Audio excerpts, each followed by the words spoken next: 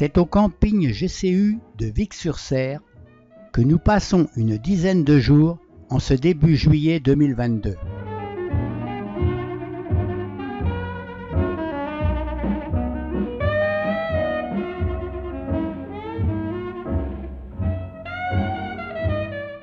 Les maisons anciennes et l'église de cette petite ville du Cantal sont bâties en pierre volcanique noire.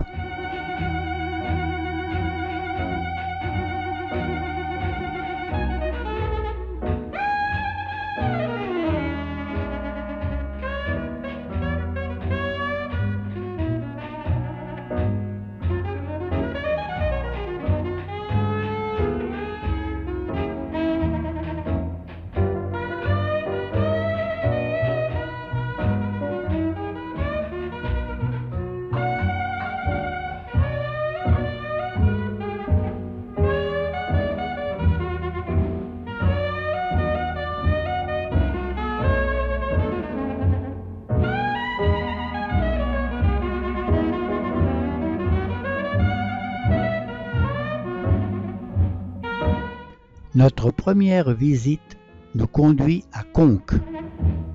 Ce village est construit sur un site remarquable. Il est classé parmi les plus beaux villages de France et se trouve sur la route de Saint-Jacques-de-Compostelle. Ainsi, il attire de très nombreux touristes.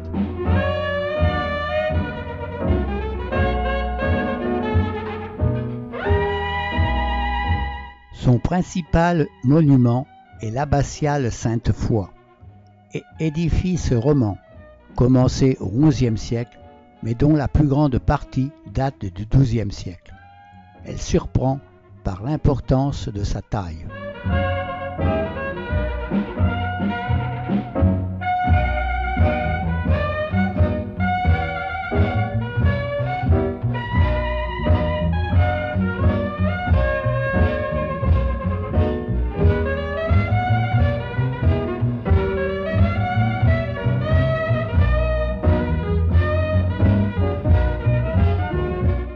Ce qui attire l'œil sur cette façade, c'est son tympan au-dessus du portail ouest, une merveille. C'est un chef-d'œuvre de la sculpture romane du XIIe siècle. Il développe de manière très précise le thème du jugement dernier. Par endroits, on remarque des restes de peinture.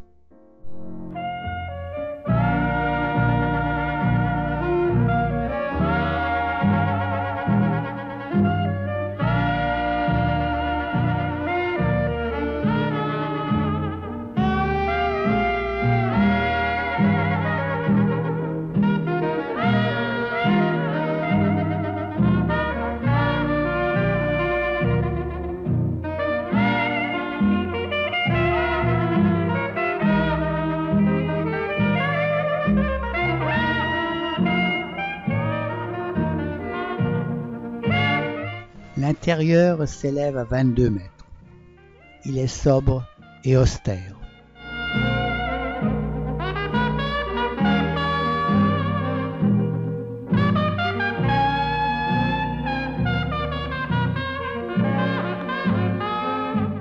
Du cloître, il ne reste que quelques arcades et un beau bassin en serpentine ayant appartenu au lavabo des moines.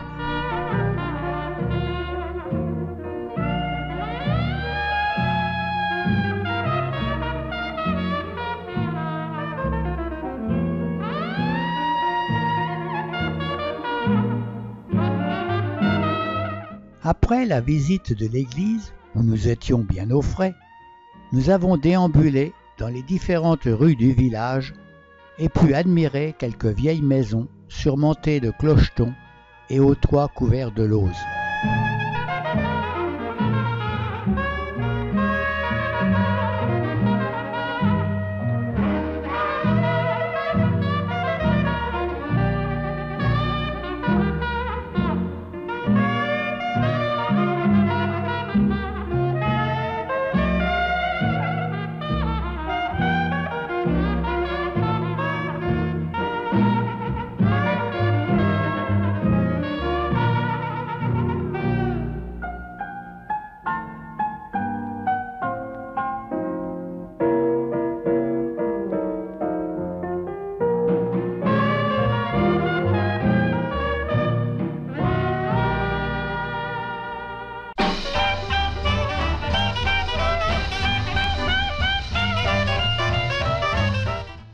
L'après-midi est consacré à la visite d'Entraigues-sur-Truyère, située au confluent du Lot et de la Truyère.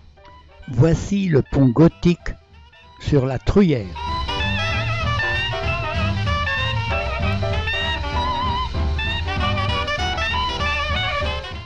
Et celui sur le Lot.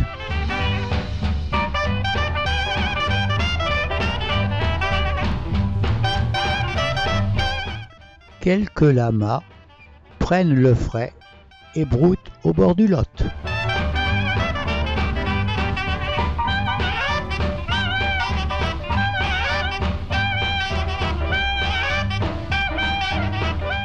La ville compte quelques vieux quartiers et un château du XIIIe siècle qui domine le confluent du Lot et de la Truyère.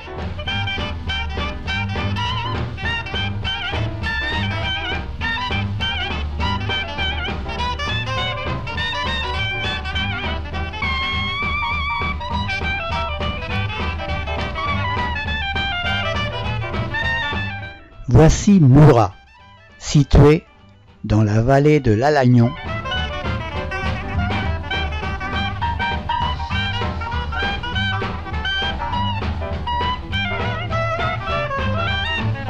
Cette ville occupe un site pittoresque, étageant ses maisons grises couvertes de lauze au flanc de la butte basaltique de Bonnevie.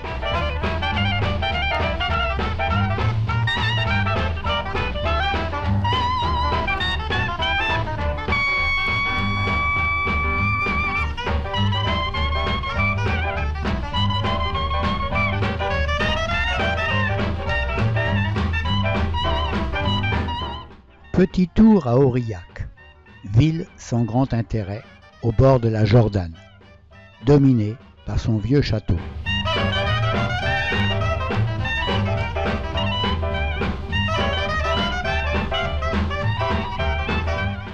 Nous voici maintenant à Salers, village bien connu et classé parmi les plus beaux villages de France.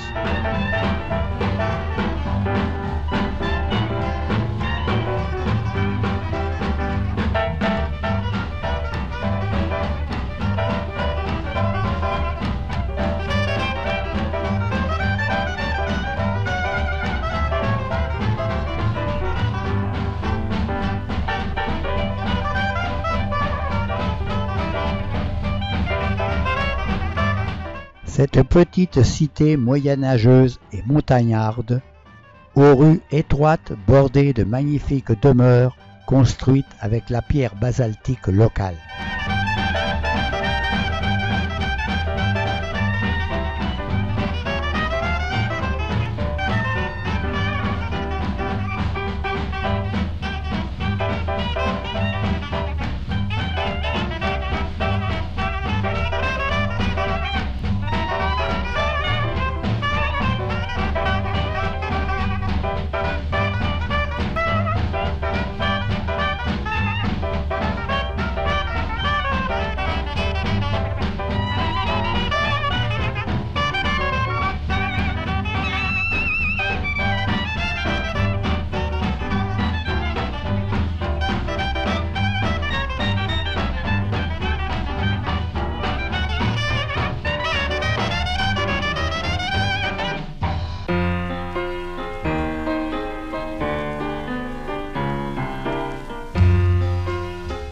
Ce village est aussi célèbre pour sa race de vaches bien reconnaissable.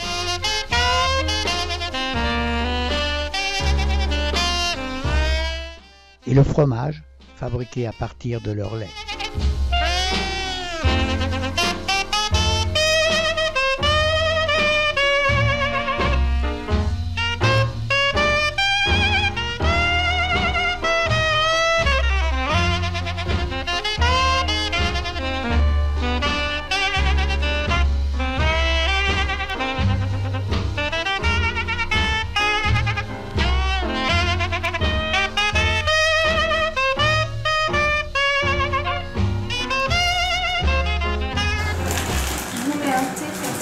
Voilà, c'est ce que j'avais demandé parce que j'ai dit, quand on va arriver, après... Il n'y a pas de souci.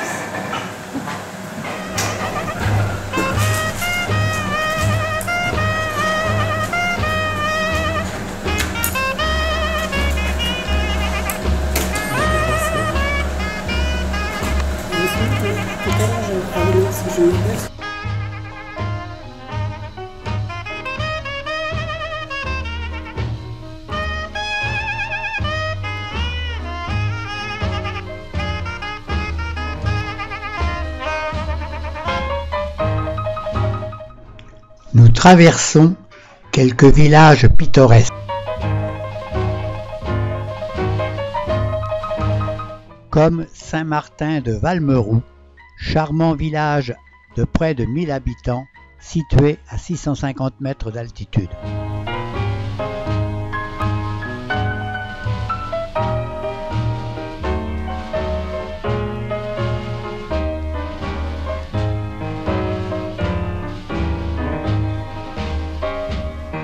Nous voici à Niervez, où des chaumières ont été restaurées. L'ensemble, appelé chaumière de Granier, est très intéressant.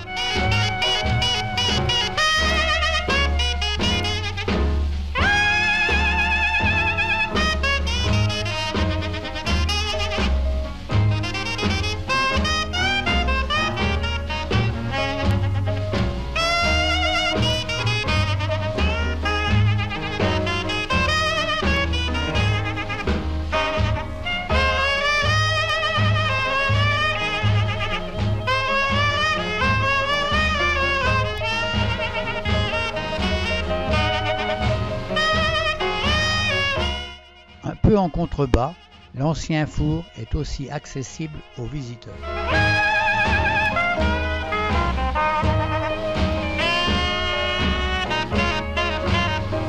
Un matin, nous partons faire une randonnée à Las Molineries.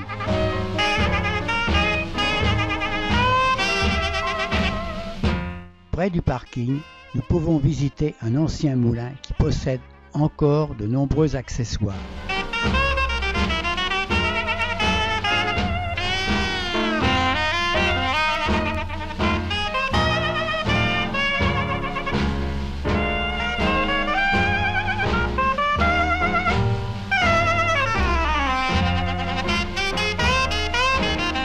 Tout près du camping, nous pouvons observer le pigeonnier de la Prade. C'est l'un des plus beaux spécimens de France. Il est de forme hexagonale, porté par 6 piliers en pierre. Ses murs sont maçonnés et il est couvert de lauze. Nous arrivons au village de Joux sous Montjoux, avec son élégante maison avec tourelle et sa surprenante église romane surmontée d'un beau clocher à peigne et un porche soutenu par une fine colonne.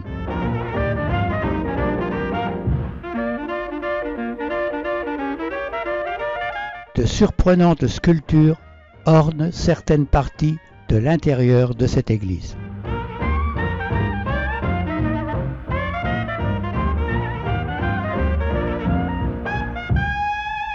Comme ce personnage au sexe démesuré.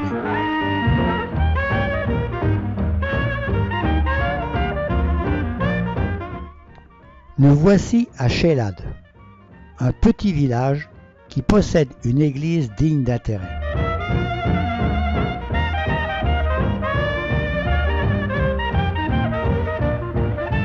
En particulier, sa voûte à caisson en chêne, ornée de peintures d'anges, de fleurs, d'animaux d'expression naïve.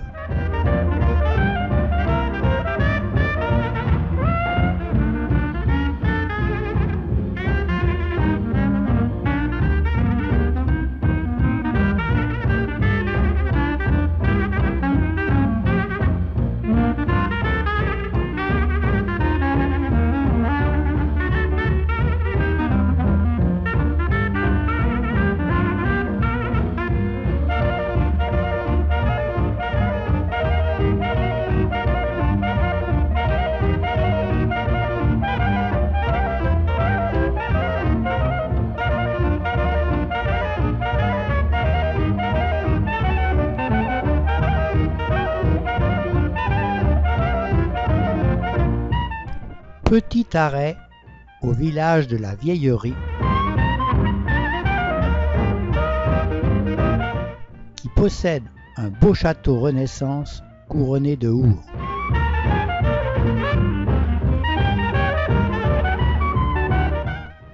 En allant à Salers, nous nous arrêtons dans le village perché de Tournemire, classé parmi les plus beaux villages de France.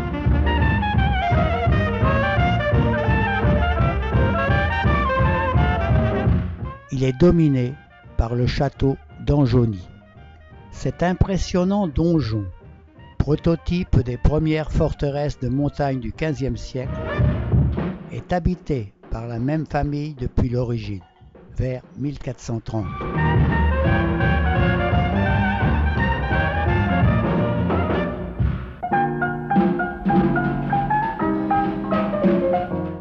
Dans un site remarquable, dominant la vallée ouverte sur les monts du Cantal, le château de Saint-Chamand comporte un donjon du XVe siècle d'origine militaire. Au XVIIe siècle, la famille de Robert de Lignerac construit un vaste corps de logis qui abrite de remarquables collections de tapisseries d'Aubusson. Lors d'une randonnée, nous passons tout près du château de Vixouz.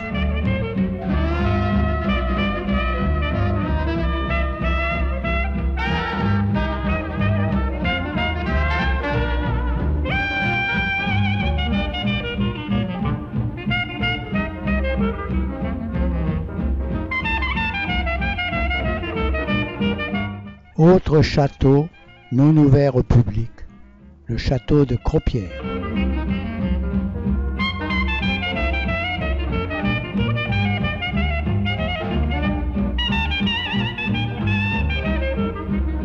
Voici le château de Pesteil. Celui-ci est ouvert au public. Perché sur son roc escarpé à 750 mètres d'altitude, l'ancienne forteresse de Polmignac domine fièrement la vallée de la Serre.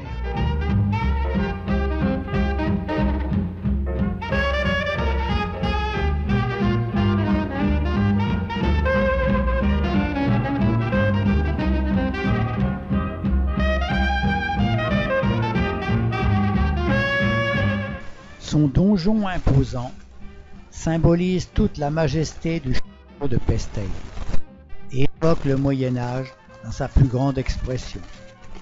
Témoignage glorieux de ce que devait être cette place forte du Cantal.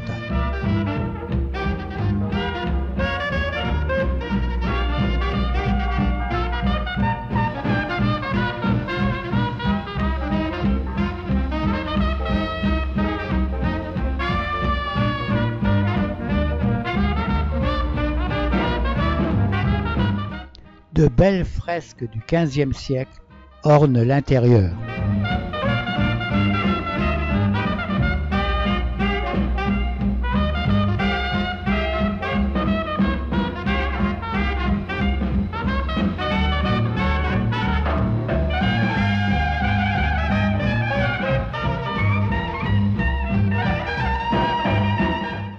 Nous voici dans le massif du Cantal, avec le pic Grioux et sa forme conique très particulière.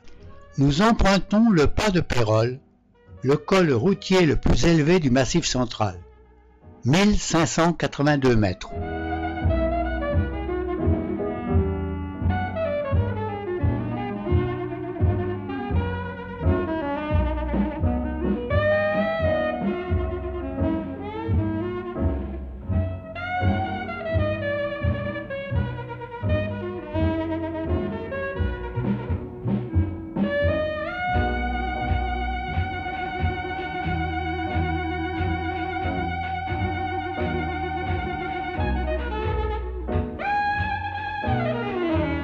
Nous arrivons au pied du Puy-Marie, qui culmine à 1583 mètres. Nous arrivons à Super-Lioran, où nous allons prendre le téléphérique qui nous conduira au sommet du Plomb du Cantal à 1855 mètres.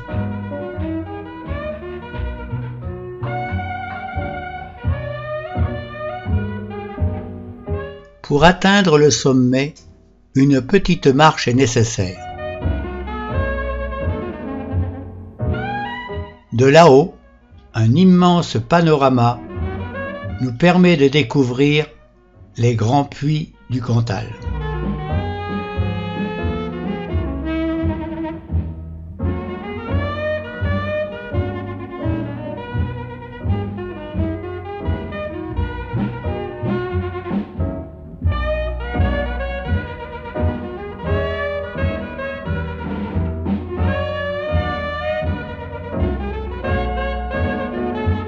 Tout en bas, la station de Super-Lioran, que nous regagnerons en empruntant le téléphérique.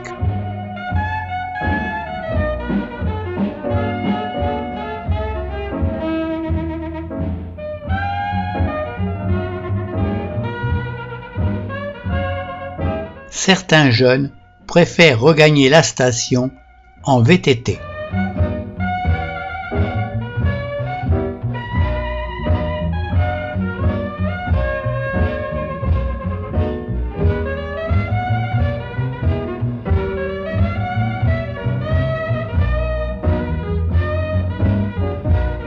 Au sommet, nous avons pu profiter de la flore locale. Campanules, gentianes, lotiers, etc.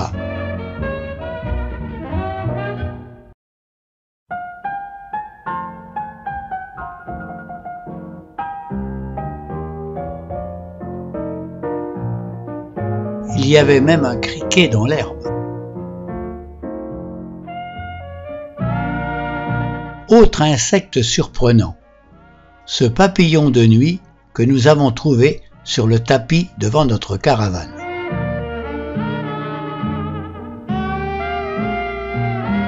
Au cours de ce séjour, nous avons effectué quelques randonnées. L'une d'elles nous a conduits jusqu'au sommet du rocher des Pendus.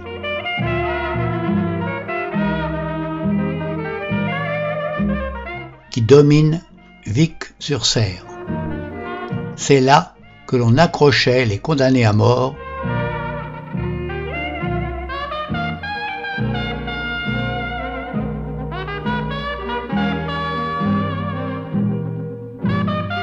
une autre partait de Las Molineri.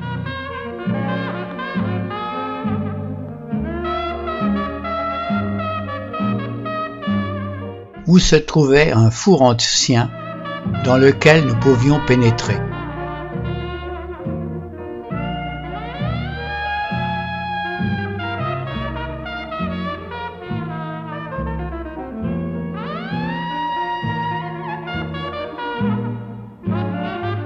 Cette randonnée nous permettait de longer bois et prés et admirer quelques granges.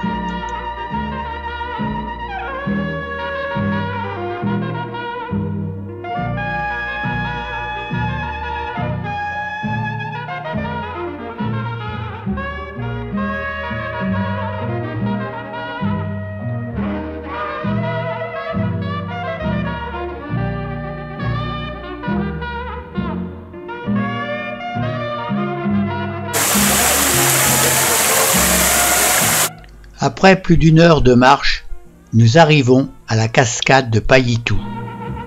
Chute de 40 mètres.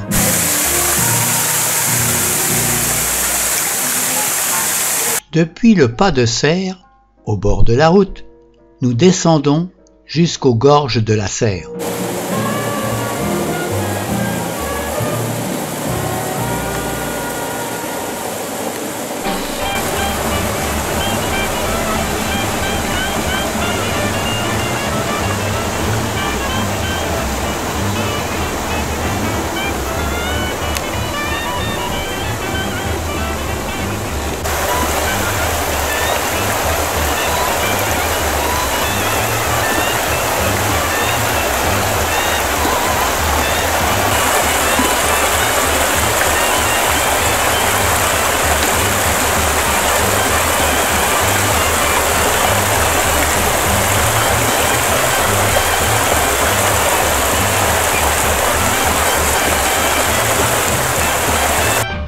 Tout près de Vic, une autre cascade, celle de Fournol.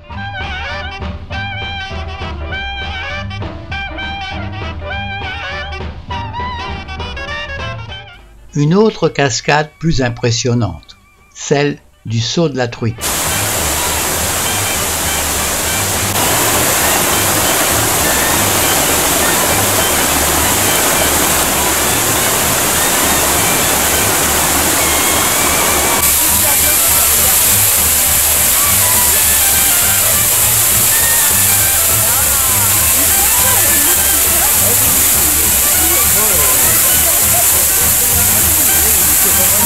Voici maintenant celle du pont de la Roche.